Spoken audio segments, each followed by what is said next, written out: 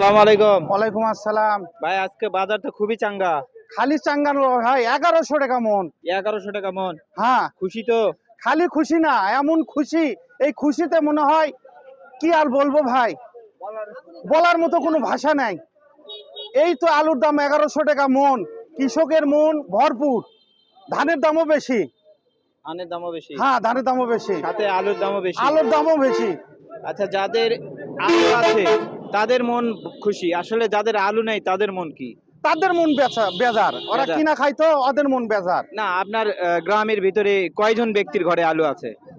আলু তো এখন মনে করো ফুরেই গেছে, এখন সব লোকের ঘরে ঘরে নেয় ঘরে ঘরে নাই, না। কিন্তু কিছু লোকের ঘরে আলু আছে। হ্যাঁ, সাধারণ কৃষক অল্প কিছু সাধারণ কৃষক টাকা পাচ্ছে, হ্যাঁ, সবাই তো পাচ্ছে না। না না না না না না, এরকম অল্প কৃষক আলুর দাম পাচ্ছে, তামানগুলি তো পায়নি।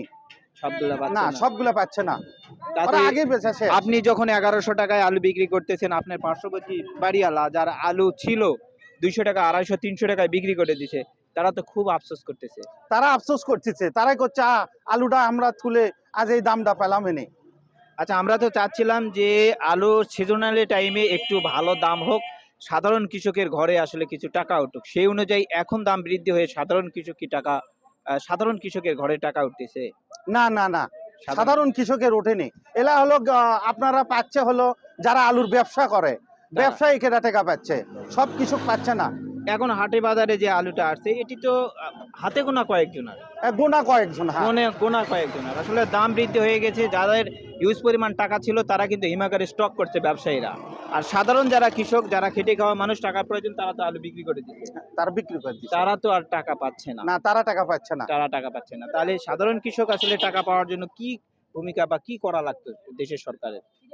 সাধারণ কৃষক যদি টাকা এর আগে যদি পাতো, তাহলে কুরবানিটাও মানে সবাই দিতে পারতো। মানে করেন অনেক লোক কুরবানিও দিতে পারেনি। এই এখন যে দাম, সবাই খালি হাসি খুশিয়ে বেড়াচ্ছে, এই আলুর টাকা পাচ্ছে। হ্যাঁ, এরা এখন করছে হাই রে, এখন যদি এই কুরবানিটা হতো তাহলে আমরাও মন ফুর্তি করে কুরবানি দিতাম। ঠিকঠাক মতো কুরবানিটাও হয়নি। না, কুরবানিও হয়নি ঠিক মতো, অনেক লোক কুরবানি দিতে পারেনি।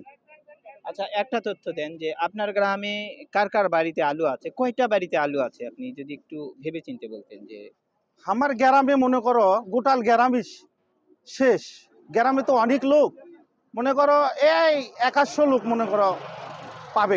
গ্রামটা বড় তো, 1500-1600 লোকের।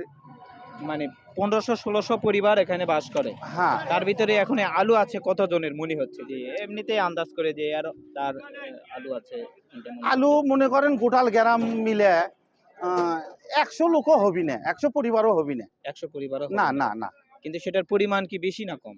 কম। কম। কারো 20 মন, কারো 30 মন, কারো হ্যাঁ 50 মন, হ্যাঁ হ্যাঁ, এরকম। কারো তো 400-500 মন আলু এখনো স্টক বাড়িতে আছে, এমন কি মনে হচ্ছে? না না না, নাই। নাই 10 মন, 20 মন, 30 মন, 40 মন, হুম। সর্বোচ্চ হয়তো বা 50 মন।